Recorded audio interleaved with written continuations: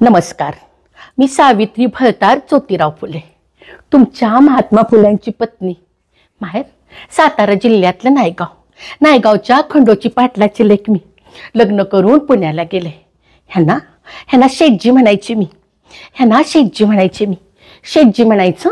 बाईनं कुणाची बायको, कुणाची लेक, कुणाची आई ही ओळख पुसून टाकाय पाहिजे आणि आपली स्वतःची ओळख निर्माण करायला पाहिजे. तर मी सावित्री तुमच्याशी बोलायला आले. बोलल्याशिवाय बोलणं व्हायचं कसं? आम्ही जे जगलो तो काळ गेला, पण का जगलो, कशापायी जगलो हे सगळं तुम्हाला सांगावं असं वाटतंय, म्हणून तुमच्याशी बोला असं वाटतंय. आम्ही जे जगलो तो काळ गेला, पण आम्ही जे ताकदीनं उभं केलं ते सगळं तुम्हाला सांगावं असं वाटतंय. माझं शेटजी आबाळा एवढं होतं माझं शेटजी, आणि मी त्यांची सावली झाले. उभा जन्म कधी सरला ही ध्यानातच नाही आलं बघा. तर माझं जन्मगाव नायगावच्या खंडोजी पाटलाची लेक. मी लग्न करून पुण्याला गेले. आई बापाची लाडाची लेक. मी आई बाबा मला सावी म्हणायचं. सावीच्या पायाला भिंगरी बांधल्या, नुसती घरा फिरती. रानावनात हिंडावं, चिंचा बोरो गोळा कराव्यात, माणूस सुसाट सगळ्याच्या पुढं पळावं, विहिरीत उडी मारून तळातला घासा मुठीत काढावा आणि गोपनीत दगड घालून अशी फिरवावी की रानपाखरं भन्नाट उडवून लावावी. माझा असा अजब तडाखा, खडाखडा बोलावं, मोठ्यानं हसावं. तर आई म्हणायची, अगं सावी, पोरीची जात तुझी. पोरीच्या जातीनं असं मोठ्यानं हसायचं नसतं. मला वाटायचं पोरगी झाली म्हणून काय झालं, पोरीनं काय मोठ्यानं हसायचं पण नसतं. लग्न झाल्यावर दुसऱ्याच्या घरी जायला लागतं का नाही. तर आई म्हणायची, सवे बस झालं हुंदडायचं, आता मोठी झालीस ना मग तू जरा भाकर टाकायला शिक.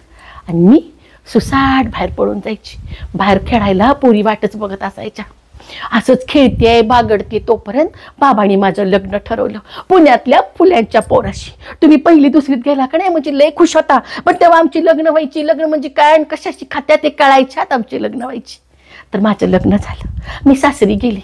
सासर कसलं माझं होतं ते. मामांजींचा लय जीव होता माझ्यावर. जिबल्या खेळा नाही तर गजग खेळा. सगुणात्या मला मायेनं बोलवायच्या. सगुणात्या म्हणजे शेटजींची मावस बहीण. आणि शेटजी सदा कदा त्या अभ्यासात गुंग. एकदा असंच दाराच्या आडनं बघितलं. म्हणलं काय करतात ते तर बघावं. तर त्यांनीच मला बोलवलं आणि म्हणतायत, कसे साऊ, तुला लिहायला वाचायला येतं का? पंचायत, साऊ तुला लिहायला वाचायला येतं का? लिहाय वाचाय बाय नाहीत मला तुमच्यावानी लिहाय वाचाय. बुक बी वाचा येत नाही ती मला, पण मला सरसर झाडावर चढायला येतं की. सगळ्यांच्या पुढं पळायला येतं, नेमधून राहणं येतं आणि विहिरीत उडी मारून तळात लागा असं मुठीत काढा येतो. तुम्हाला येत नसलं तर शिकू का तुम्हाला? सावित्री, मला अशीच बायको पाहिजे होती, मला शिकवणारी. जावा तिकडं, इथं कुणी बी नाही आमच्या बरोबर खेळायला. तुम्ही याल का आमच्या बरोबर खेळायला? तर जसं काय सगळं ह्यांनाच कळतंय. असं गालात हसलं आणि बसलं की डोसकं पुस्तकात खोसून. तर हे माझं शेटजी बघा, हे माझं शेटजी. शाळेला जायचं, घरी असलं की हे वाच ते वाच, नाही तर लहूजी बुवाकडं दानपट्टा कसरत शिकायला जायचं. समधी म्हणायची लय हुशार, ही लय हुशार. बोलायला हुशार, अभ्यासात हुशार, देखणं दिमागदार, गोरपान आणि बुद्धिमान. तुम्हाला खरं सांगू का, मला ह्यांना शेटजी म्हणावं वाटायचं. एकदा विचारलंच, हो तुम्हाला शेटजी म्हणू का? तर असं गालात हसलं आणि म्हणालं. तेव्हापासनं मी त्यांना शेटजी म्हणायला लागले आणि ते सुद्धा मला आवजावं घालायला लागलं. त्यांनी मला पुन्हा कधीच एकेरी हाक मारली. नमस्कार. क्रांती ज्योती, कोणी क्रांतिशलाका म्हणतं, कोणी धगधगता ज्वालामुखी म्हणतं. असा ज्यांचा प्रेरक असा जीवन प्रवास आहे, त्या सावित्रीबाई फुले यांच्या जीवन प्रवासावरती आधारित सादरीकरण आपण सगळ्यांनी बघितलं. कविताताई मेहत्रे आपल्या सोबत आहेत. हे सादरीकरण गेली अनेक वर्ष महाराष्ट्राच्या बाहेर सगळीकडे सातत्याने करणाऱ्या, आणि खास त्यांना भेटण्यासाठी मी आज ठाण्यावरून म्हसवडला आलोय. मानदेश आपण ज्याला म्हणतो त्या मानमध्ये म्हसवडमध्ये मी आलेलो आहे त्यांच्या घरी त्यांना भेटण्यासाठी आणि त्यांच्याशी संवाद साधायचा. वेगवेगळे मुद्दे आहेत अर्थातच, केवळ सावित्रीबाई फुले हा नाही तो प्रमुख मुद्दा आहे, आणखीन वेगवेगळे मुद्दे आहेत. आणि निश्चितपणे अतिशय प्रेरणादायी आणि उद्बोधक, नाविन्यपूर्ण, माहितीपूर्ण अशा प्रकारचा हा संवाद होईल अशी माझी अपेक्षा आहे आणि खात्री सुद्धा आहे. कविताताई, स्वागत आपलं अभिव्यक्ती. नमस्कार. आणि पहिलं मला तर आता हा सादरीकरणाचा अंश बघितला तुमचा, कसं काय, म्हणजे ही कुठून प्रेरणा झाली की आपण सावित्रीबाईंचं जीवनचरित्र सगळ्यांसमोर आणण्याच्यासाठी प्रयत्न केले पाहिजेत आणि त्यासाठी या फॉर्ममध्ये आपण काहीतरी करावं, कसं वाटलं? मी माझं कॉलेजचं झालं पूर्ण शिक्षण आणि मग मी नोकरीला लागले औंधमध्ये. तर मी ह्या परिसरामध्ये, म्हणजे जिथून मी आली, आता मानदेशातली आहे मी, तर मग मी काही भाषणं वगैरे करायची, कारण की ह्या आमच्या परिसरामध्ये डॉक्टर बाबासाहेब आंबेडकरांची जयंती असेल, महात्मा फुलेंची जयंती असेल, तर ह्या जयंतींच्या निमित्तानं मी भाषणं करायची आणि भाषणं करत राहायचे. तर मला खूप ठिकाणी गेल्यानंतर असं म्हटलं की तू सावित्रीबाई फुलेंच्या जीवनात तू हा एक पत्रीप्रयोग कर. मी काय ॲक्टर वगैरे नाही आहे, काही कुठंही मी असं नाटकात वगैरे काम केलेलं केव्हाच नव्हतं. पण मला सांगायला आवडेल की ही सुरुवात कुठून झाली. तर इथं मान तालुक्यामध्ये शिंगणापूर नावाचं गाव आहे. ह्या शिंगणापूर नावाच्या गावामध्ये माझ्या ज्या टीचर होत्या, मी जिथं कॉलेजला शिकले कराडला, HM कॉलेज कराडला, त्या आमच्या पाटील मॅडम. तर 3 जानेवारीला दरवर्षी एक कार्यक्रम घ्यायचा. तर मी त्यांची स्टुडंट म्हणून, त्या कॉलेजची स्टुडंट म्हणून त्या मला दरवर्षी बोलवायच्या तिकडं शिंगणापूरला. मग मी भाषण करायचे. मग एकदा ते असं मला म्हणाले की तू एक प्रसंग कर सावित्रीच्या जीवनावरचा आणि तो तिथं मांड तू. तर मग मी तो पहिला एक 10 मिनिटाचं तिच्या सावित्रीबाई फुलेंच्या जीवनावरचा एक प्रसंग बसवला आणि मग तिथं तो केला. मी स्टेजवरून खाली उतरले, सावित्रीच्या पेहरावात होते. ते छोटंसं गाव आहे शिंगणापूर. तिथं एक 75 वगैरे वर्षाच्या आजोबा आणि ते मला असे नमस्कार केला त्यांनी, मला खाली वाकून. बाबा तुम्ही मला कशाला नमस्कार करताय? ते म्हणाले मी तुला नाही नमस्कार करत, मी सावित्रीला नमस्कार करतो. आणि त्यांच्या डोळ्यात पाणी होतं. ते मला असं म्हणाले की तू आयुष्यात काही करू नकोस, पण एकच कर, हा सावित्रीबाई फुलेंचा विचार तू घराघरापर्यंत आणि माणसांपर्यंत पोचव. आणि त्याच्यानंतर मग मी आणखीन वाचायला सुरुवात केली. मग मी स्क्रिप्ट लिहिली आणि असा तो प्रयोग माझा चालू झाला. कधीपासून हे साधारण सुरू झालेलं आणि किती प्रयोग आतापर्यंत झाले असतील? ह्याला 15 वर्ष झालेत, आता 15-16 वर्ष झाले याला. आणि जवळजवळ ह्याचे प्रयोग 800च्या पुढं गेलेत. हे प्रयोग महाराष्ट्र आणि महाराष्ट्राच्या बाहेर पण करते, प्रयोग हिंदीतून पण करते. आणि प्रयोग करायचं तर तो असं नाही मी ठरवलं की हा मला एखादं खूप मोठं स्टेज वगैरे पाहिजे, असं माझ्या डोक्यात केव्हाच नव्हतं. हा माझा अगदी खूप मोठेही प्रोग्राम झाले, अगदी पुण्यात बालगंधर्वाला झाले, जयपूरला, राजस्थानमध्ये झाले. पण खरं सांगू का, मी अगदी छोट्या छोट्या वस्तींवर जाऊन पण प्रयोग केलेत. आणि अगदी शाळांमध्ये केले प्रयोग. की माझा हा उद्देश होता की ते जे बाबा बोलले ना शिंगणापूरला, आणि त्यांच्या डोळ्यातलं जे पाणी होतं ना, की तुला हे करायचंय आणि तुला सावित्री पोचवायचे, तिचे विचार पोचवायचे. त्यामुळं मी सगळीकडे प्रयोग केले. जिथं मला जायचंय ना तिकडं, ज्यांनी मला बोलवलं तिथं जाऊन मी प्रयोग करते. ते पण आपल्या पौराणिक सगळ्या जे काही ग्रंथसंपदा आहे त्याच्यामध्ये, पुराणांमध्ये, ऐतिहासिक आपल्या याच्यामध्ये, सगळ्या इतिहासामध्ये खूप स्त्री व्यक्तिरेखा आहेत लढाऊ पाण्याच्या, आणि खूप नामांकित अशा थोर महिला वगैरे होऊन गेलेत. सावित्री विषयीच आपण करावं, ही प्रेरणा कुठून आली, कशामुळे? सावित्री ही एक बंडखोर स्त्री मला वाटली.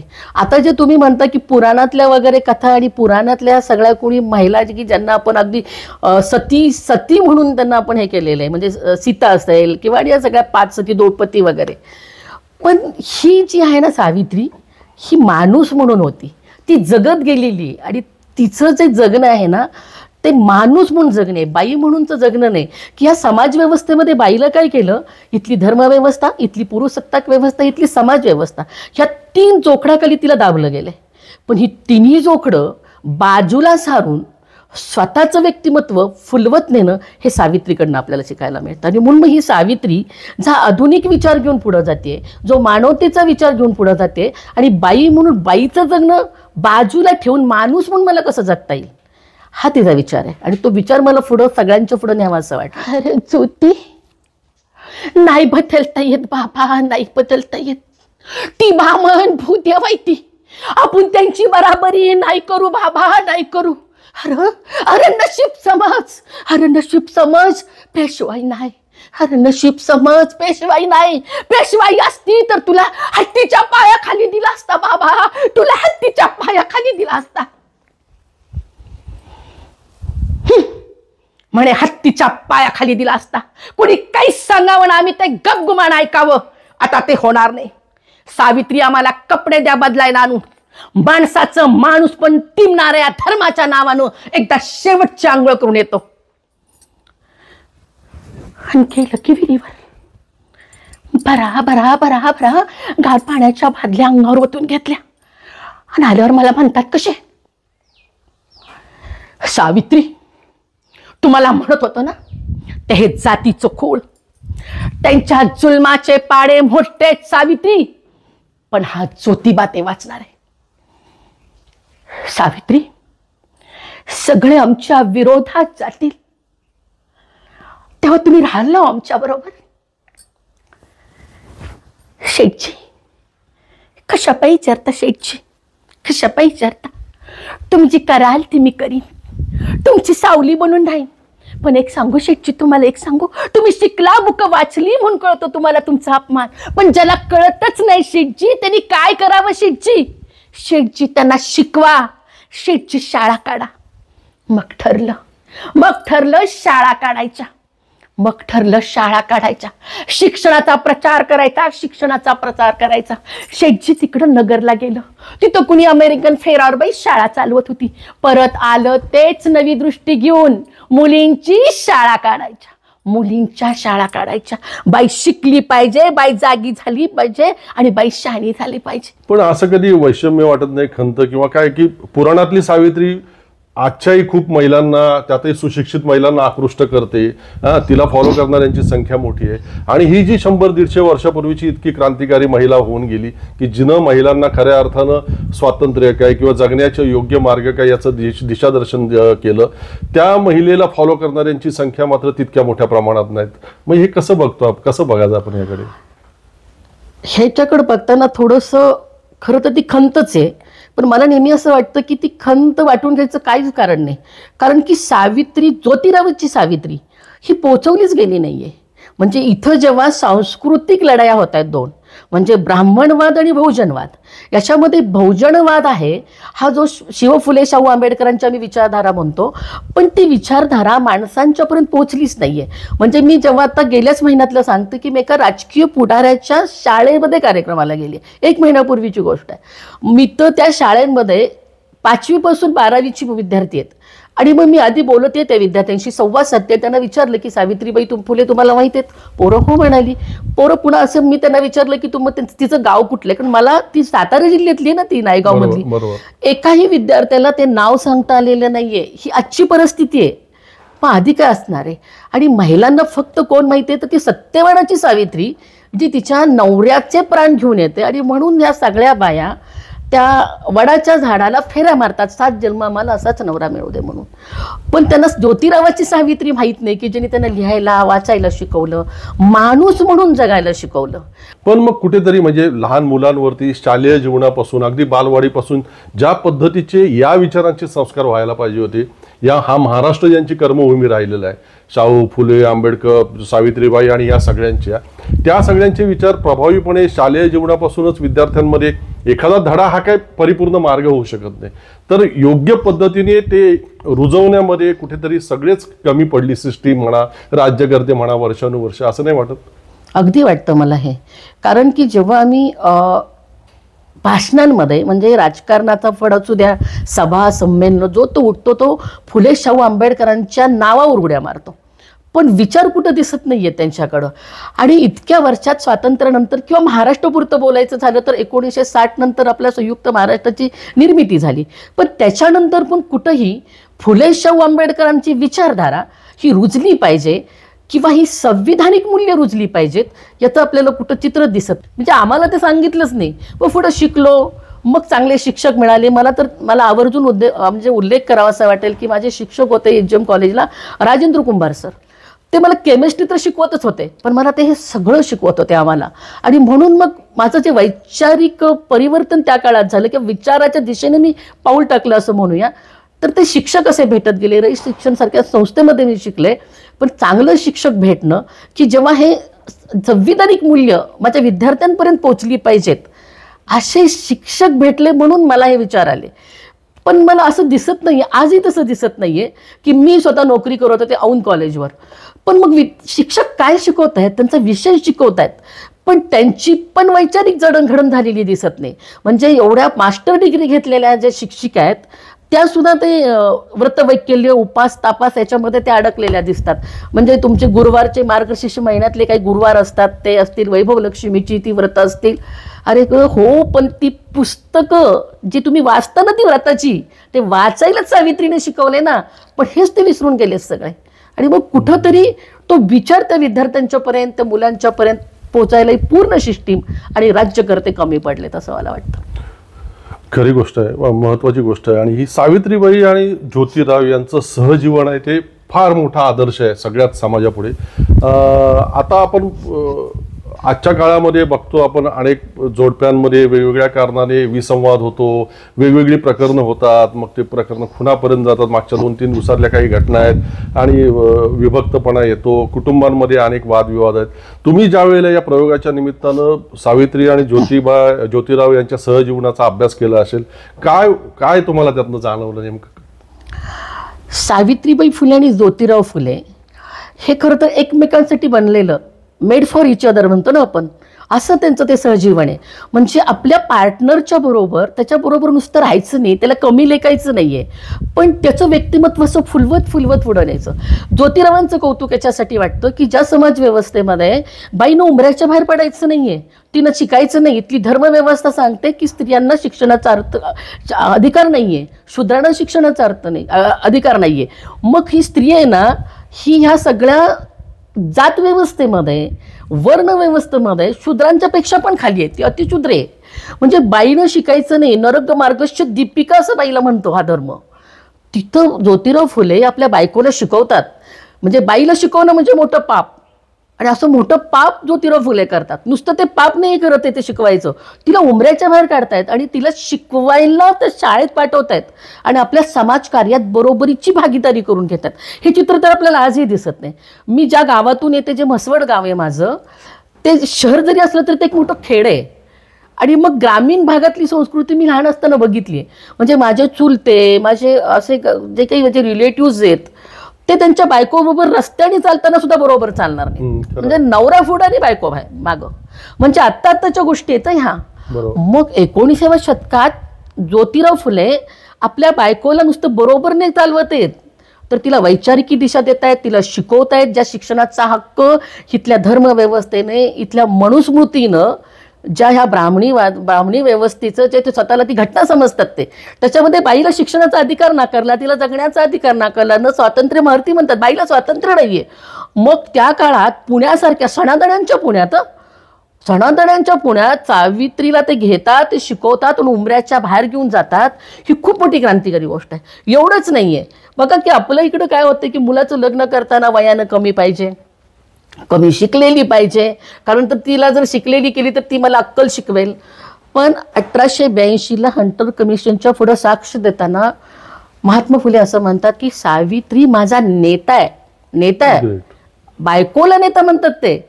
हे अजून इथल्या पुरुषी व्यवस्थेत किंवा पुरुषसत्ताक व्यवस्था आहे, त्यांच्या डोक्यात कधी शिरणारे मला माहीत नाहीये हे.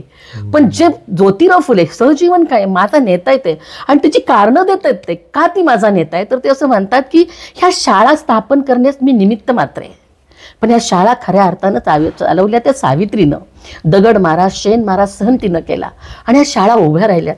हा पहिला मुद्दा लिहितात. दुसरा म्हणतात की बालहत्या प्रतिबंधक गृहाची स्थापना केली मी त्या पुण्यात आणि पुण्याच्या आसपासच्या सर्व त्या गावांमध्ये त्यांनी जाहिरात केली की विधवांनो, म्हणजे आता बघा की विधवेला मूल झालेलं आज तरी आपल्या समाज पचवू शकतो का? नाहीच. त्या काळात त्या ब्राह्मणांच्या मध्ये, छोट्या छोट्या ब्राह्मण जातीमध्ये छोट्या 8-9 वर्षांच्या मुलींची लग्न 80-90 वर्षाच्या म्हाताऱ्या बरोबर व्हायची की ज्यांच्या गौऱ्या आधीच मसण्यात गेल्यात.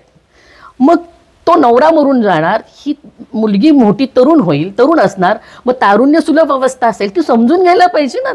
स्त्रीला पण म्हणे, तिलाही शरीर आहे, तिलाही वासने, तिलाही सगळे. मग तारुण्य सुलभ अवस्था असेल किंवा घरातला पुरुष तिच्यावर अत्याचार करत असेल तर ती गरोदर राहिली तर तिच्याकडे 2च मार्ग आहे, एक तर ते मूल काढून टाका किंवा आत्महत्या करा ना. म्हणजे मानवतेच्या किती परिसीमा पार करत माणूस म्हणून जगणं ज्योतिराव फुले. की ते म्हणतात की तुम्ही असं करा की मी माझ्या घरी येऊन बाळंत व्हा. मी ज्योतिराव गोविंदराव फुले जाहिरात आहे त्यांची, विद्वांनो, मी ज्योतिराव गोविंदराव फुले तुम्हाला सांगू इच्छितो की तुम्हाला बाळंत व्हायचं असलं तर माझ्या घरी या. तुमचं बाळंत पण मी करेन. तुमच्या लेकराला तुमची जर तुमची मर्जी असेल तर घेऊन जावा, नाहीतर मी त्याचा सांभाळ करू, आम्ही करू. आणि मग ते साक्ष देताना असं म्हणतात की बाल हत्या प्रतिबंधक गृहाची स्थापना मी केली, पण ते चालवलं माझ्या सावित्रीने. एवढंच कशाला, सत्यशोधक समाजाचा जो पहिला विवाह केला गेला. आता सत्यशोधक समाजाचा विवाह करायचं म्हणजे विवाह हा ब्राह्मणांनी लावायचा होता ना, ब्राह्मण असायला पाहिजेत ना. मग ब्राह्मण नसेल तर विवाह कसा, त्याला मान्यता नाही ना. मग ती कोर्टातली लढाई पण ज्योतिराव फुलेंनी लढली, पण तो सत्यशोधक समाजाचा जो पहिला विवाह होता तो सावित्रीने लावलेला आहे. पोलीस बंदोबस्तात लावलाय. ही तिची लिडरशिप आहे ना. म्हणतात की ती नेता आहे माझी. म्हणजे बायकोला नेता म्हणणं, बायकोला शिकवणं, आपल्या बरोबरीची वागणूक देणं, किंवा त्यांना मूल होत नाही. आता बघा, बाईला मूल होत नाही. कुठल्या बाईला आपण सन्मान देतो हा समाज? एकतर बाईला सन्मानच देत नाहीये. म्हणजे आम्ही फक्त न अशा म्हणजे काय म्हणूया, ते डिंगोरे म्हणजे हे करत राहतो की हां, बाईला आम्ही सन्मान देतो आणि आमच्या इकडे यत्र नार्यस्तु पूजन्ते तत्र रमन्ते भेद. खोटं आहे बरं का हे सगळं. म्हणजे आमच्या इथं कुठल्या बाईला सन्मान द्यायचं? जिचं लग्न झालंय, सौभाग्यवती आहे ती, तिला सन्मान द्यायचा. जिनं लग्न नाही केलेलं, जी विधवा आहे तिला सन्मान नाही. नवऱ्यानं सोडलेली आहे तिला सन्मान नाही. आणि तुम्हाला फक्त काही असं नाही लग्न केलं म्हणून तुम्हाला सन्मान आहे, मुलं जन्माला घालायची. मुली नाही आहे, मुली नाही हा, मुलं जन्माला घालायची तर तुम्हाला सन्मान. म्हणजे बाईला सन्मान द्यायचा असेल तर तुम्हाला त्यांना लग्न तिनं करायचं आहे. पण महात्मा फुले आणि सावित्रीबाई फुले ह्या ज्या जोडप्या आहे ह्यांना मूल होत नाही आहे. मग दुसरं लग्न करायचं असं जेव्हा त्यांच्या घरातली किंवा सावित्रीबाई फुलेंचे वडील पण म्हणतात, तेव्हा ते असं म्हणतात की तसं दुसरं लग्न करायचं, मूल होत नाही मग दुसरं लग्न करायचं, तसा मला अधिकार आहे ना. तसा मूल होत नाही म्हणून दुसरं लग्न करायचं सावित्रीचा पण अधिकार आहे ना. मग ते असं म्हणतात की माझं लग्न दुसरं करण्यापेक्षा सावित्रीचं दुसरं लग्न करा. मी माझ्या सौत्याबरोबर आनंदानं तयार आहे. म्हणजे हे जे आहे बाईकडं, बाई म्हणून नव्हे तर ते सावित्रीकडं माणूस म्हणून बघत होते. मी तसा आहे ना तसा तो, जे नियम मला तेच बाईला पाहिजेत असं होतं ते. आणि मग त्यांचं जीवन आहे ना, ते कविता करत होती सावित्री.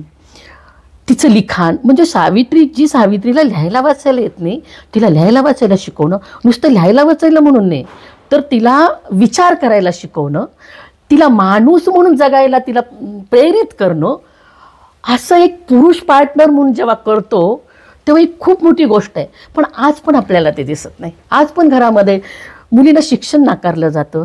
तिचं लग्न, मुलगी जन्माला आली ना की काळी सावळी पोरगी आली तर आज पण आईबापाच्या कपाळावर आट्या पडतात. म्हणजे गोऱ्याच पोरी पाहिजेत तुम्हाला.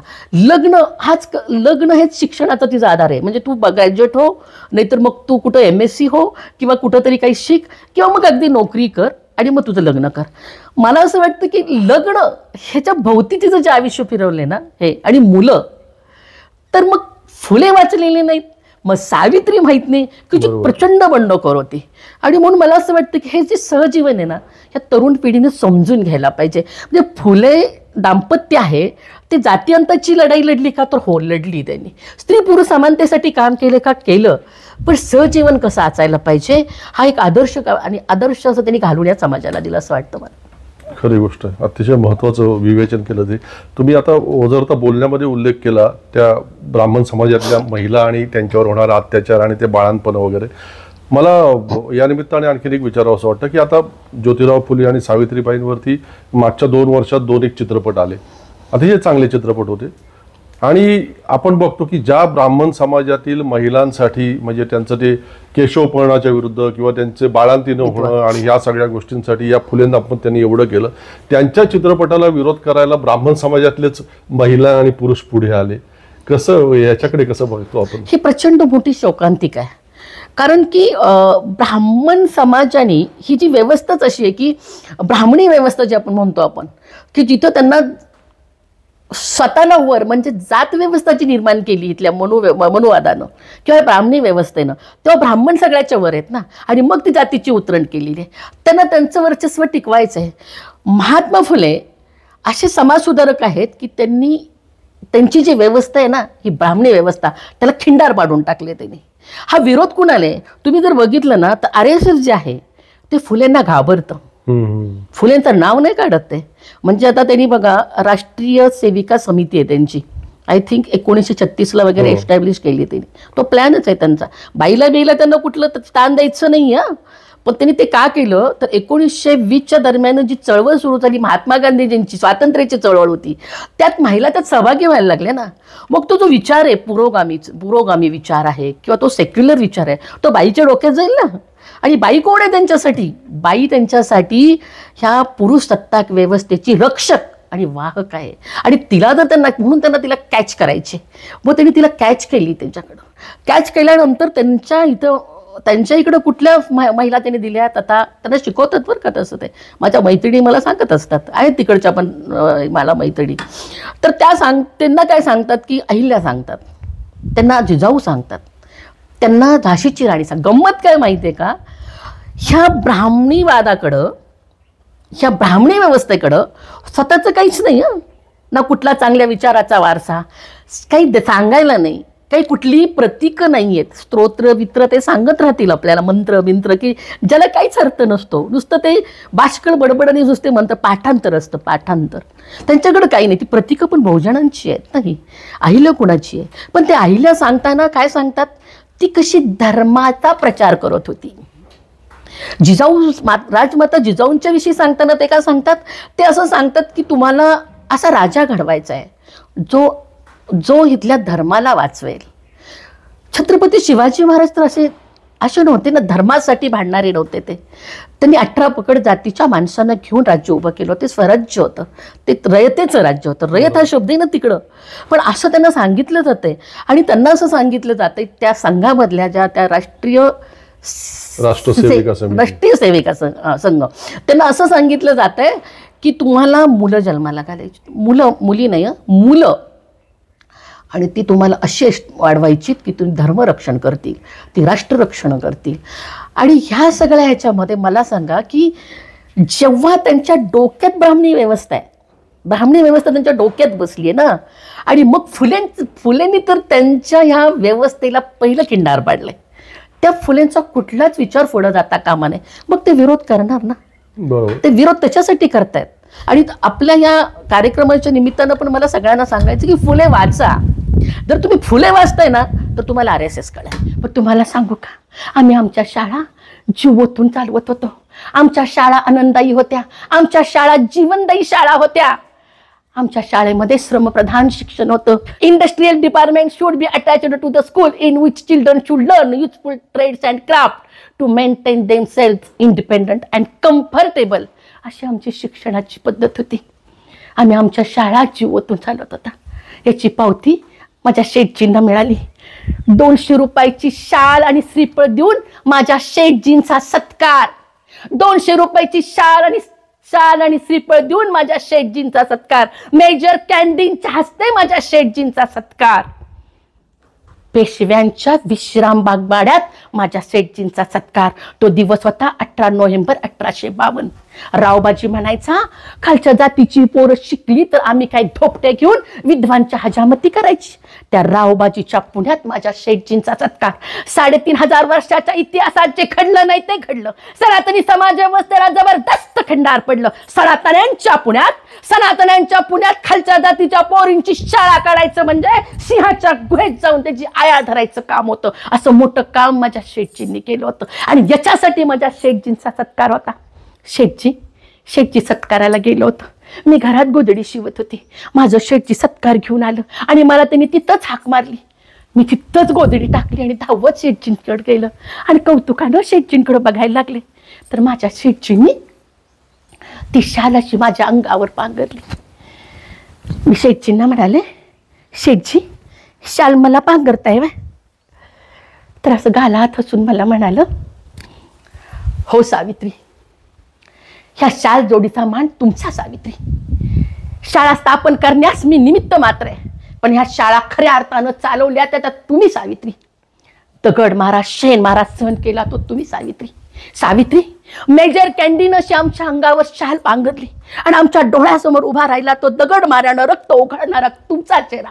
आणि आमच्या अवतीभोवती जमा झाले ते शिक्षणानं उचललेल्या महार वाड्यातल्या पोरींचे चेहरे, आपल्या नातलकाचा आणि समाजाचा विरोध सहन करून आम्हाला साथ देणारे सगळे सगळे मित्र आठवले बघा. आणि हे डोळे पाण्यानं भरले. पण एक सांगू सावित्री, तुम्हाला एक सांगू, ह्या शिक्षणावर कुठल्याही एका जातीची मत्ता नाही. शिक्षण सगळ्यांसाठी आहे. ह्या शालजोडीमुळे आपल्याला समजलं. शेठजी बोलत होता, मी ऐकत होते. त्या काळात पुण्यात फक्त विख्यात संस्कृत पंडितांनाच शालजोडी अर्पण करायचा प्रघात होता. लोकहितवादींच्या भाषेत सांगायचं झालं तर फक्त पाठांतराची पोपटपंची करणारे हे संस्कृत पंडित. अशी पोपटपंची करणाऱ्या संस्कृत पंडितांच्या मध्ये माझ्या शेठजींचा सत्कार, माझा उर भरून आला होता. शेठजींचं कौतुक माझ्या डोळ्यात मावत नव्हतं. आज सावित्रीबाई तुम्ही जगताय अक्षरशः त्या प्रयोगाच्या माध्यमातून. तुमच्या रोमारोमात सावित्रीबाई भिनलेली आहे. तुमच्या वैयक्तिक आयुष्यामध्ये सावित्रीबाईच्या या सादरीकरणामुळे, या सगळ्या अभ्यासामुळे काय परिवर्तन घडलं असं तुम्हाला वाटतं? सावित्रीचा अभ्यास मी आधी कॉलेजच्या दिवसापासून वाचत होतेच. मी प्रयोग केल्यानंतर ना, हा प्रयोग करत राहिले, माणसांपर्यंत पोचत राहिले. सावित्रीसारखी बंडखोरी माझ्यात पण आहे, ती आधीपासूनची. मी ती स्क्रिप्ट लिहिलं ना, ते मी लिहिताना असं लिहित होते, म्हणजे मी असा विचार केला की नवऱ्यानं सांगावं आणि बायकोनं ऐकावं इथपर्यंत असेल का सावित्री? ती त्याच्या पलीकडे असेल. त्याच्याकडे स्पार्क असणार आहे, ती स्वतःच बंडखोर असणार आहे. आणि तो स्पार्क आहे ना, त्याला आणखीन मोठं करायचं काम ज्योतिरावांनी केलेलं आहे. आणि तिचं ते बंडखोर असणं मला खूप भावत राहतं. आणि म्हणून प्रयोगामध्ये असं म्हणते ना, की ती असं म्हणते की त्यांना लिहायला वाचायला येतं ना ज्योतिरावला, तिला येत नाही आहे, पण तिला जे येतं ती त्याला सांगते. ते नवऱ्याला ती असं म्हणते, मला पोहायला येतं, मला खूप फास्ट पळायला येतं, नेम धरून हाणायला येतं, म्हणजे मी विरुत उडी म्हणून तळातला गाळ असा मुठीत काढते. तुम्हाला येत नसलं तर मी शिकू का असं म्हणते ती. आणि मग ज्योतिराव तिला असं म्हणतो माझ्या त्या एकपात्री प्रयोगात, मला अशीच बायको पाहिजे होती, मला शिकवणारी. हे खूप महत्त्वाची गोष्ट आहे. म्हणजे सावित्री सांगते, जेव्हा ते थत्ते म्हणून शिक्षक होते शिकवायला शाळेमध्ये, त्याला म्हणजे येऊ दिलं नाही शाळेत शिकवायला. मग ज्योतिराव फुलेंना असे ते म्हटलं तर कोण शिकवणार ना, ते निराश असे झाले तर कोण शिकवेल. तेव्हा मग माझ्या एकपात्री प्रयोगात सावित्री जाते आणि ती त्यांना असं म्हणते की शाळा नाही बंद पडणार, मी आहे ना शाळेत शिकवायला. आणि पुढे ती अशी प्रेक्षकांना म्हणते, तेव्हा कोण बाई शिकवायसाठी उंबऱ्याच्या बाहेर पडती? मी मन खट्ट केलं, टाकलं पहिलं पाऊल, उंबऱ्याच्या बाहेर पाऊल टाकलं. ती सांगते ना की मी आहे ना शिकवायला. किंवा ते एवढे उद्विग्न होत आहेत की ते ब्राह्मणांच्या एका लग्नाला जात आहेत आणि त्याला तिथून हाकलून जातात की तू शूद्राचा मुलगा आणि ब्राह्मणाच्या वरातीत चालायचं, तुला धारिष्ट कसं झालं? मग ते घरी येतात, वैतागतायत आणि ते असं म्हणतात सावित्रीला, सगळे आमच्या विरोधात जातील तेव्हा सावित्री तुम्ही राहाल ना आमच्याबरोबर? मग ती फक्त हो म्हणून सोडून देत नाही आहे. ती म्हणते तुमची सावली बनून राहील, तुम्ही जे कराल ती मी करीन. पण एक सांगू शेठजी तुम्हाला, एक सांगू, तुम्ही शिकला, बुक वाचली म्हणून कळतो तुम्हाला तुमचा अपमान. ज्याला कळतच नाही त्यांनी काय करावं शेठजी? शेठजी शाळा काढा, माणसांना शिकवा. मग ठरलं शाळा काढायच्या. ती सांगते प्रत्येक वेळी की असं करू तसं करू.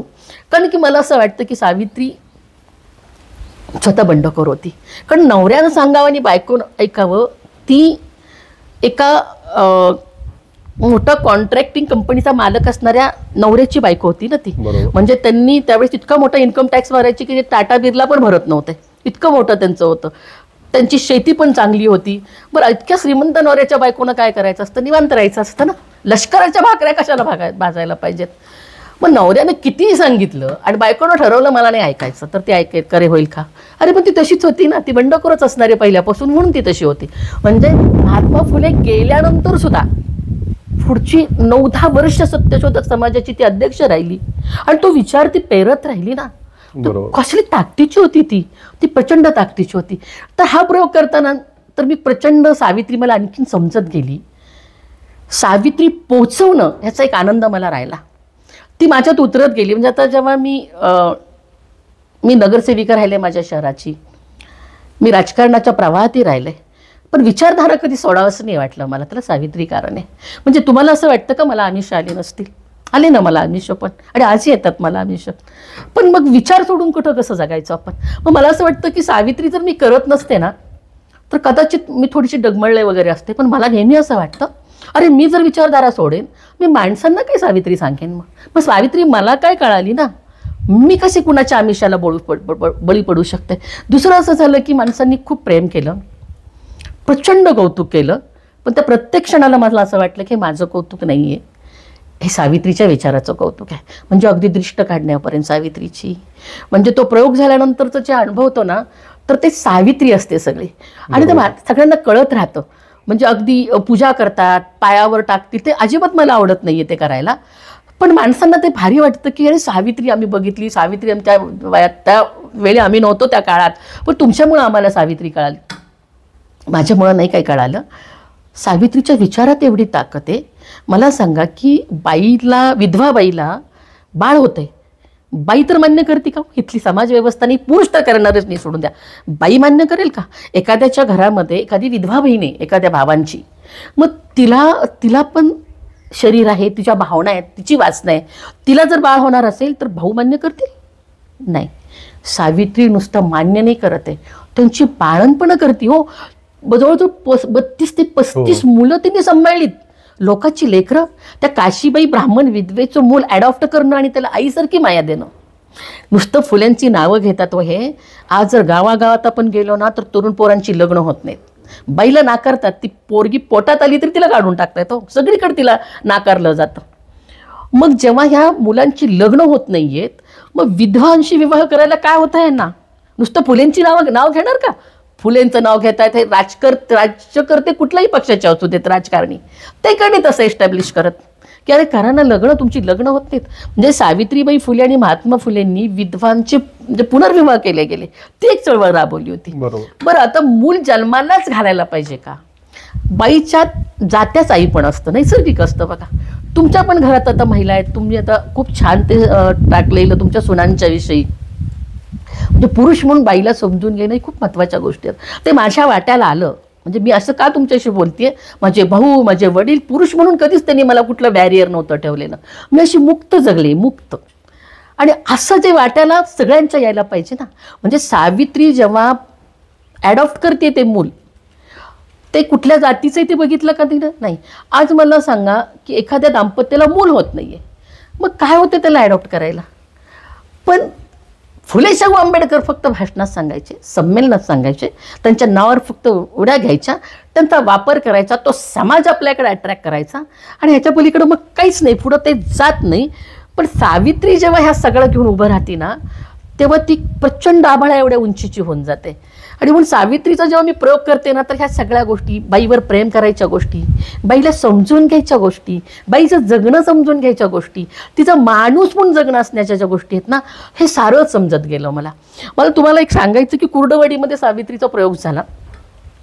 प्रयोग झाल्यानंतर मग ते खूपच कौतुक होत राहतं. मग सगळे येतात, भेटतात. मग तर मी संपलं ते गाडीत बसायला लागले मी.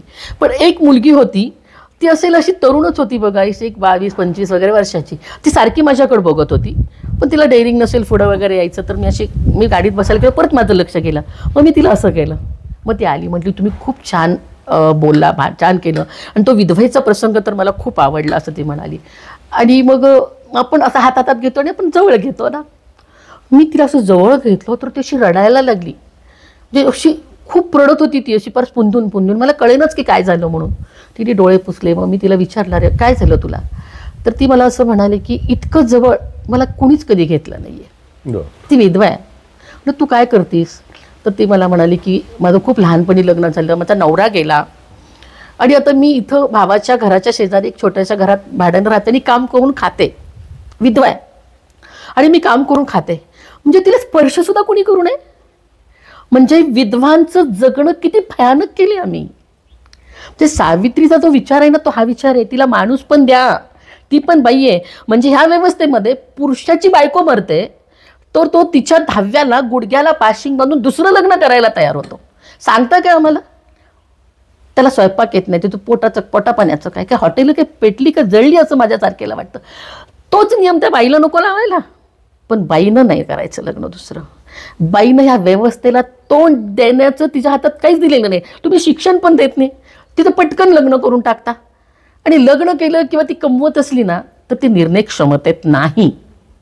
आणि म्हणून सावित्री करताना ह्या सगळ्या गोष्टी मला बाईला समजून घेता आलं, तिचं जगणं मला समजून घेता आलं.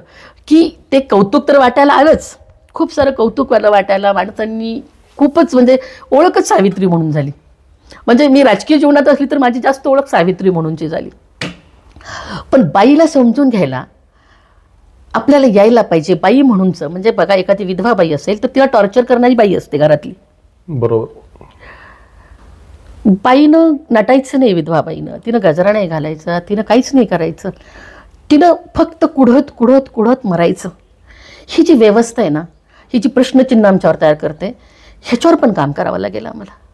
मुलगी जन्माला आल्यानंतर म्हणजे आट्या पडतात चेहऱ्यावर, मुलंच पाहिजेत त्यांना जन्मात, ह्याच्यावर पण आम्हाला काम. सावित्री समजून घेणं म्हणजे काय आहे तर हे सगळं काम आहे.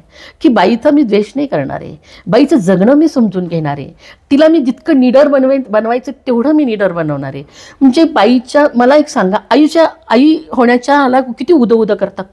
म्हणजे बाईनं आई मी ती कोण, माधुरी दीक्षित, ती म्हणजे एवढी बार महिला, म्हणजे ते काय म्हणूया आपण, ती अभिनेत्री, एवढी सुपरस्टार. तिचा एकदा मी कॉलेजलाच होते आणि तिचा मी इंटरव्ह्यू ऐकत होते, तर ती काय म्हणाली असेल, ती असं म्हणाली की तुझ्या आयुष्यातला सर्वात आनंदाचा क्षण कोणता. तर ती म्हणाली मी जेव्हा आई झाले तेव्हा. अगं, जे कुणाच्याच वाटायला येत नाही असं तुझं कर्तृत्व आहे ना, तर ते नाही आहे. पण ते असं का म्हणाली असेल, डोक्यात घातलं ना बाईच्या, तुला आई व्हायचंय, तुला आई व्हायचंय, तुला आई व्हायचंय. काय व्हायचंय, काय बिघडतं एखादी बाई नाही आई झाली म्हणून, काय बिघडतं एखाद्या बाईनं लग्न नाही केलं म्हणून, काय होतंय, काय प्रॉब्लेम आहेत तुम्हाला. त्यांना प्रॉब्लेम आहेत, इथल्या समाज व्यवस्थेला, इथल्या धर्म व्यवस्थेला, इथल्या पुरुषसत्ताक व्यवस्थेला प्रॉब्लेम आहेत. कारण की त्यांची जी दुकानदारी आहे ना जात व्यवस्थेला घेऊन, त्यांची जी दुकानदारी आहे ना धर्म व्यवस्थेला घेऊन, ती चालणार. शेठची असं काय जातनं बोलायचं बघा, शेठची असं काय जातनं बोलायचं, माझ्या मनाचा ठाव घ्यायचं. बाई माणसाचं कुणी कौतुक करत नाही, पण शेठजी माझं कौतुक करायचं, माझ्या कर्तृत्वाला बळ द्यायचं. अशा कणखर सावित्री माझ्या शेठजींना ह्या समाजात निर्माण करायच्या होत्या. अशा कणखर सावित्री माझ्या शेठजींना ह्या समाजात निर्माण करायच्या होत्या, पण त्या झाल्या नाहीत.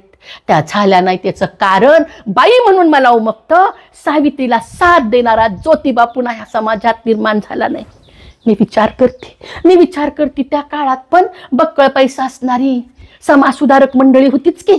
बाळशास्त्री जांभेकर होतं, लोकहितवादी होतं, कृष्णशास्त्री चिपळूणकर होतं. यांच्यातल्या एकानं पण आपल्या बायकोला शिकवलं नाही, शिकवायला उंबऱ्याच्या बाहेर पाठवलं नाही. पण माझ्या शेठजींनी मला शिकवलं, अशा समाजात शिकवलं ज्या समाजात बायकांची मजल हळदी कुंकू समारंभ, उपास तापास, व्रतवैकल्याच्या पलीकडे जात नाही. अशा समाजात मला शिकवलं. नुसतं शिकवलं नाही तर शिकवून उंबऱ्याच्या बाहेर पाठवलं आणि आपल्या समाजकार्यात बरोबरीची भागीदारी करून घेतलं. अशा कणखर सावित्री माझ्या शेठजींना निर्माण करायच्या होत्या. अशा बंडखोर सावित्री ह्या परंपरागत समाजात निर्माण व्हायला पाहिजे होत्या, पण त्या झाल्या नाहीत. आज जो तो उठतोय तो फुल्यांच्या नावावर उड्या घेतोय. फुल्यांनी हे केलं, फुल्यांनी ते केलं, सभा संमेलन, राजकारणाचे फळ. जो तो उठतोय तो फुल्यांच्या नावाचा झेंडा होतो, पण कामं कुठं दिसत नाहीत. ही जी समाजकार्य असतं ना, ती मिरवायसाठी करायचं नसतं. आम्ही आमचा उभा जन्म वाहून घेतला म्हणून हे समाजकार्य उभं राहिलं. समाजदोस्त रक्तामासात भिनलेला असतात. ही समाजदोष काढायला एक सावित्रीने, एक ज्योतिराव कसा पुढं, तर तुमच्यातल्या एक दोघांना नाही तर समजानं पुढे यायला पाहिजे आणि आमच्या विचारानं जगलं पाहिजे. एवढंच सांगते तुम्हाला की मरत्या विचाराच्या आरत्या होत्यात बघा, मरत्या विचाराच्या आरत्या होत्यात आणि करत्या विचाराचे पोवाडे गायले जातात. धर्माचा विचार पुढे घेऊन जाण्यापेक्षा विचाराचा धर्म पुढे घेऊन जावा आणि माणुसकीची पताका उंच आकाशात फडकवा. याच्यासाठी तुम्हाला निर्मिक बळ देऊ. नमस्कार. ग्रेट आहे. पाणी घ्या. आपल्याला थोडंसं आता मला वेगळ्या विषयाकडे जायचंय. त्याआधी खूपच म्हणजे अतिशय समर्पक सुंदर असं विश्लेषण केलेलं आहे तुम्ही. एका बाजूला सावित्री, इतकं म्हणजे आता सावित्रीविषयी तुम्ही सगळंच सांगितलेलं आहे आणि ते करत असताना अचानक तुम्ही आता मागच्या काही कालखंडात अहिल्याबाई होळकर यांच्याकडे वळलेला आहे. म्हणजे मागाशी तुम्ही एक ओझरता उल्लेख केला आणि तसंच आहे खरं. म्हणजे अहिल्याबाई होळकर म्हणजे धार्मिक कार्य करणारी स्त्री, वेगवेगळ्या मंदिरांचा जीर्णोद्धार, घाटांचं नूतनीकरण, पाणवठ्यांचं नूतनीकरण, धर्मशाळा बांधणं वगैरे, आणि केवळ त्यांच्या राज्यात नाही तर संस्थानात नाही तर देशभरात अनेक ठिकाणी. मग असं काय तुम्हाला, तुम्ही आकृष्ट झालात त्यांच्याकडे, असं काय वेगळेपण अहिल्याबाईंमधलं तुम्हाला भावलं? मी ते संजय सोनवणे सर आहेत पुण्यात, हो माहिती आहे. त्यांनी अहिल्यादेवी होळकरांच्यावर एक छोटंसं स्क्रिप्ट लिहिलं होतं एक पात्रीचं, ते माझ्या वाचण्यात आलं होतं. मी जेव्हा आता आजूबाजूला मी बघते, मगाशी तुम्हाला मी म्हणाले की आपल्याला हे विचार पुढे न्यावे लागतील की जेव्हा अहिल्यादेवी होळकरांना एका धर्माचं म्हणून प्रतीक म्हणून त्यांना एस्टॅब्लिश करतायत सगळेजण, पण तसं नाही नव्हतं ते. मग आपल्याला हे सांगावं लागेल. मला माहिती की माझी शक्ती खूप छोटीशी, असं काही मी खूप मोठं किंवा जसं आता ह्या काही म्हणूया ह्या सत्ताधाऱ्यांनी 500 कोटीचं बजेट केलं आता त्या अहिल्यादेवी होळकरांच्या सिनेमासाठी. त्यांना काय दाखवाय, तो फंडा चालला आता ना, तो फंडा चाललेला आहे की त्यांच्या धार्मिक गोष्टी तुम्हाला सांगायच्याच सगळ्या. तर मग आपल्याला हा विचार पुढे घेऊन जावा लागेल की अहिल्यादेवी खरंच अशा होत्या का? हा तो काळ तसा होता, म्हणजे 18वे शतक होतं, आणि मग देवधर्म हा गोष्टी असतील त्यांच्याबरोबर, पण काही पिंड घेऊनच होत्या का त्या फक्त? अरे ती घोड्यावर बसत होती ना, ती लढाया करत होती. म्हणजे त्या सिरोच्याच्या जहागीरदाराला तिनं युद्ध करून वटणीवर आणले, तिनं दोहाची ती गढीव तिनं उद्ध्वस्त केली आहे. आणि ती शिकली, ती फक्त लिहायला वाचायला नाही शिकलेली, ती युद्ध करायला शिकली, ती तह करायला शिकली, आणि त्यातल्या सगळ्या गोष्टी बारकावे ती शिकलेली आहे. राज्यकारभार करायला शिकली. म्हणजे अशी जी बाईनं देवधर्म करावा, बाईनं घरदार बघावं, बाईनं पोरांना जन्माला घालावं, बाईनं पोरांचं संगोपन करावं, ह्याच्या बाहेर पलीकडे ती आणि अशी बाई तुम्हाला दाखवायची नाही आहे. म्हणजे जिजाऊ तशी दाखवायचीच नाही आहे तुम्हाला. जिजाऊनं असा मुलगा जन्माला घातला की तो जाती धर्माच्या पलीकडे बघणारा मुलगा आहे, तो त्यांना जन्मात तो तसा मुलगा त्यांना जन्माला नाही घालायचा. त्यांना असं जिजाऊंना सांगायचं आहे की जिजाऊ अशा होत्या की हा जो धर्म आहे ना तो सांभाळणारा असा मुलगा. मग मोगलांनी आम्हाला असा त्रास दिला, मोगलांनी बलात्कार केले आमच्या बायका. खरं तर शिवाजी महाराज असतील तर त्यांची लढाई ती राजकीय लढाई होती, ती धर्मासाठीची लढाई नव्हती. पण असं सांगितलं जातं ना, तसं अहिल्यादेवींच्या बरोबर पण सांगितलं जातं. आणि म्हणून मग ते सगळं त्यांचं स्क्रिप्ट वाचल्यानंतर मी काही आणखीन पुस्तकं वाचली आणि मग मी स्वतः स्क्रिप्ट लिहून टाकलं. आणि मी असं ठरवलं की आता मी ते प्रयोग करेन. मला अडचण काय येते माहिती आहे का तुम्हाला? म्हणजे जात व्यवस्था एवढी यात घुसली आहे ना, सावित्रीचा प्रयोग सगळे ठेवतात, त्याला जातीचं बंधन येत नाही आहे, शाळा बिळा सगळीकडे येतात. पण अहिल्यादेवी होळकरांचा प्रयोगाला मला जातीचं बंधन येत राहतं. म्हणजे तिथले ती जात म्हणजे धनगर समाज पुणे त्यांनीच ठेवायचे प्रयोग. पण तिनं कुठल्या जातीसाठी नाही काम केलं अहिल्यादेवींनी, पण तिनं माणुसकीची पताका घेऊन ती चाललेली आहे. आणि म्हणून तो विचार जातीत नाही अडकवायचा ना, तो विचार आपल्याला. आणि तो थोडंसं होईल ते, म्हणजे अजून सुरुवात आहे माझी, पण होईल. पण अहिल्यादेवी होळकर ही क्रांतिकारी स्त्री आहे. नवरा घरातला आपला जातो किंवा एखादा कर्ता पुरुष जातो, बाई हात बोलून थांबते हो. तिचा नवरा गेला, तिचा सासरा गेला, तिचा मुलगा गेला, तिचं जावई गेला, तिची लेक गेली, सगळी गेली, पण ती थांबली ना. म्हणजे बाईचं खंबीर असणं, निडर असणं, हे का ना करताय तुम्ही? आणि तिला असं रडूबाई बनवायचंय का? आणि मग अहिल्या कशी होती तर ती अशी होती, ती त्या राघोबा पेशव्याला त्याला पण तिने घायला आणलं होतं ना. ती म्हटली तू शिप्रा नदीच्या ओलांडून ये माझ्याकडं, बघते तुझ्याकडं मी आता, म्हणजे माझं लेकरू गेलंय आणि मी इतकी दुःखात असताना तू माझं राज्य काबीज करायला येतो, तर माझ्याकडं महिलांची फौज आहे. तू महिलांची फौज गेली होती त्या काळात, लढणाऱ्या महिला, माहितीच नाही फारसं. हा, लढणाऱ्या महिला. ती म्हणते की तर मी हारले ना तर काही नाही रे, पण तू हरलास तर बाईकडून हरला, मग तुझी जी नालास्ती होईल ना त्याचा विचार. तो पळून जातो, तिच्या एका वाक्यावर पळून जातो, ह्या वाक्यावर तो म्हणजे काय ती ताकदीची बाई होती. आणि पण हे बाईचं ताकदीचं असणं जे समाज नाकारतो ना, ते आपल्याला मांडायचं आहे. आणि मग त्याच्यासाठी अहिल्या चालू केली. काय त्यातला एखादा प्रसंग सांगता येईल आता आठवणारा सहजपणे? मी सुरुवात सांगते तिची. मी अहिल्यादेवी होळकर, इंदोरची राणी आणि माळवा प्रांताची महाराणी. आज जग मला लोकमाता म्हणतं. टिपू सुलतान मला तत्वज्ञ महाराणी म्हणायचा. आणि ब्रिटिश मला 18व्या शतकातील सर्वोत्कृष्ट महिला प्रशासक म्हणत. मी 29 वर्ष राज्यकारभार केला. 29 वर्ष रयतेला पोटच्या लेकरासारखं सांभाळलं. भद्राय राज्यात ही लोक कल्याणकारी मुद्रा मी उमटवली. राज्य हे रयतेच्या कल्याणासाठीच असतं हा छत्रपती शिवाजी महाराजांच्या विचाराचा वारसा जपत अवघं 29 वर्ष राज्यकारभार केला मी. माझं राज्य थोरले सुभेदार मल्हारराव होळकरांनी आपल्या पराक्रमाच्या जोरावर स्थापन केलेलं हे राज्य इंदोर, एक छोटासा तुकडा. पण माझं राज्य केवळ इंदोरच नव्हतं, अवघ्या देशात चालायची माझी आध्यात्मिक आणि नैतिक सत्ता. माळवा प्रांताची महाराणी म्हणून माझी कामं फक्त माळव्यापुरतीच सीमित नव्हती. आज तुम्हाला देशात एकही पुरातन मंदिर सापडणार नाही की ज्याचा मी जीर्णोद्धार केला नाही. तुम्हाला एकही नदी सापडणार नाही की जिथं मी घाट बांधले नाहीत. किती रस्ते बांधले, किती दुरुस्त केले याची गणती नाही. आणि पाणथस्तासाठी किती मी विहिरी बांधल्या हे मला आठवतही नाही. मी नेहमी सांगायची अन्नछत्र बांधा, मी नेहमी सांगायची अन्नछत्र बांधा, धर्मशाळा बांधा, घाट बांधा. याचा आग्रह कशासाठी? अन्नछत्र माणसाची भूक भागवतात आणि मग माणसाची भूक भागवली की माणूस जगतो. माझ्या राज्यात कुणीही उपाशी झोपता कामा नये हा माझा शिरस्ता होता. आणि छत्रपती शिवाजी महाराजांनी तर याच्यासाठीच स्वराज्याची स्थापना केली होती ना. धर्मशाळामध्ये प्रवाशांची राहायची सोय होती आणि प्रवासी वाढले की मग व्यापार वाढतो. आणि घाट म्हणाल तर नदी आपली माय, तिला सांभाळावं, तिला दिशा द्यावी आणि मग ती आपल्या आयुष्याला आकार देते. हे सगळं करताना रेतेचा विचार माझ्या मनात होता. मग इंदोर असेल, ह्या इंदोरला किंवा माहेश्वरला मी उद्यमी नगर म्हणून भरभराटीस आणलं. रेतेला सुख देणारे असंख्य कायदे केले. प्रवाशांना लुटणाऱ्यांनाच मी प्रवाशांचं संरक्षण करायला लावलं, त्यांच्या पोटपाण्याचं बघितलं. माझं नुसतं नाव जरी निघालं ना तरी दुष्ट सज्जन होतात. देशात शासक कुणी असो, पण अहिल्यादेवीला जनहिताचं काम करायचं म्हटलं तर कधी आडकाठी आणली नाही. या देशात शेकडो राजे राज्य करत होते, पण या देशाला अखंडमध्ये गुंफलं ते मी. या देशाला अखंडतेमध्ये गुंफलं ते मी. Great great great great.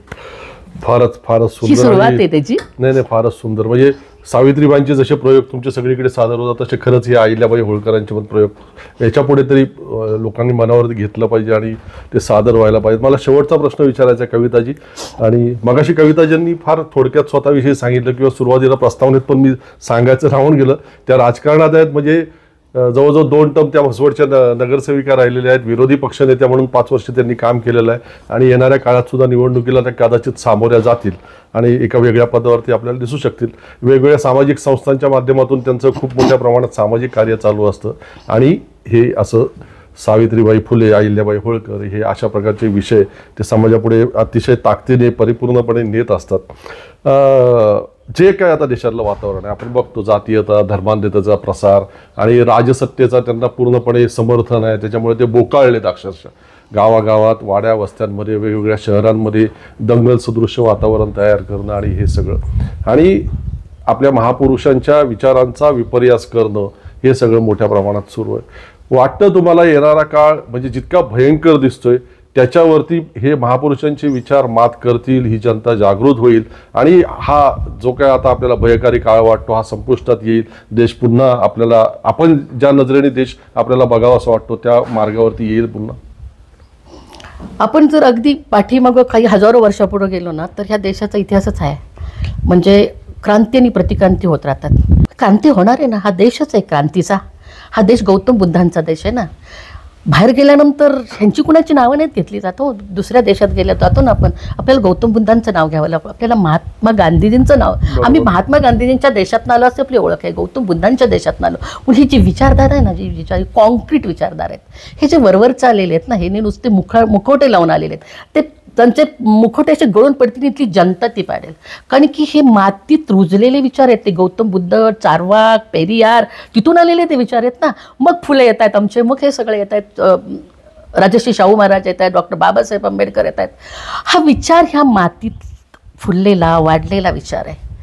हे कुठे ह्यांची विषारी ही ज्यांनी झाडं लावलीत ना ती समूळ नष्ट करणारी. आणि म्हणून मी प्रचंड आशावादी आहे. मला असं वाटतं की खूप चांगलं वातावरण ते याच्यासाठी की आपल्याला लढाई करायला. म्हणजे कसं होतं की आपण खूप सेफ झोनमध्ये असतो तर मग आपण निवांत असतो. आता तो झोनच राहिलेला नाही ना, मग आता लढाई करूया ना. तर लढण्यासाठीच हा चांगला काळ आहे. आणि मला विश्वास आहे की ही जी विचारधारा आहे, जी गौतम बुद्धांपासूनची आत्तापर्यंत आलेली जी विचारधारा आहे, ही विचारधाराच त्यांचे सगळे इरादे समूळ नष्ट करेल. याच सकारात्मक पॉईंटवरती, याच आशावादावरती विश्वास ठेवून ही मुलाखत इथेच थांबवते. धन्यवाद कविताताई, तुम्ही वेळ दिला, मी खूप आभारी आहे. नमस्कार.